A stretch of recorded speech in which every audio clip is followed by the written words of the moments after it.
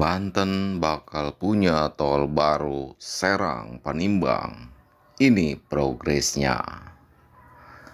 Pemerintah mempercepat pembangunan jalan tol Serang Panimbang untuk mendukung infrastruktur di Provinsi Banten.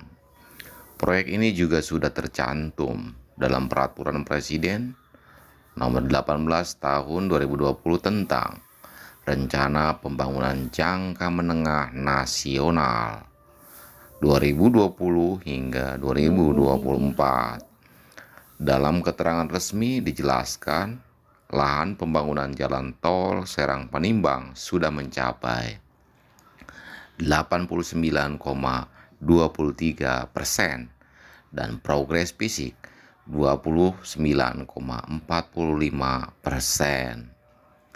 Pembangunan tol ini akan dibagi menjadi 3 seksi. Seksi 1 diharapkan selesai pada tahun 2021 dengan panjang 26,5 km. Seksi 2 dan 3 ditarget rampung 2023 mendatang. Menteri Koordinator Bidang Kemaritiman dan Investasi Luhut Binsar Panjaitan menjelaskan, tol yang berada di koridor Banten ini akan dibangun kurang lebih 83,6 km dan melewati kurang lebih 50 desa kelurahan. Fokusnya akan bergerak pada sektor industri manufaktur, perdagangan, logistik, pemukiman, dan jasa. Percepatan pembangunan infrastruktur di Banten akan mencakup 4 aspek. Pertama, konektivitas.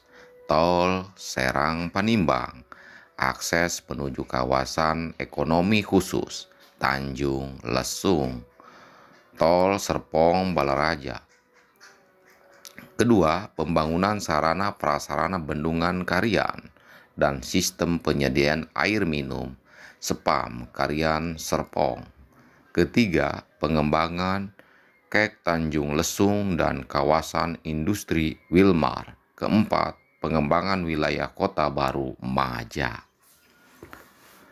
Rapat ini hanya akan membahas rencana pokok pembangunan infrastruktur di Banten. Kita harus prioritaskan.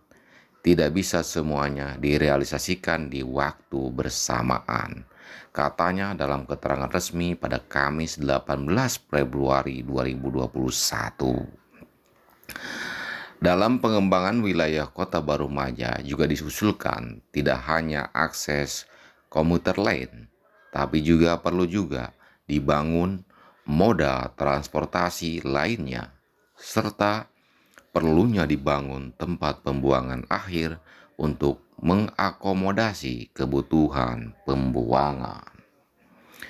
Kawasan industri terintegrasi Wilmar akan mampu menyediakan gas hingga 20 million standar kubik feet per day dan listrik hingga 500 megawatt bagi Tenan.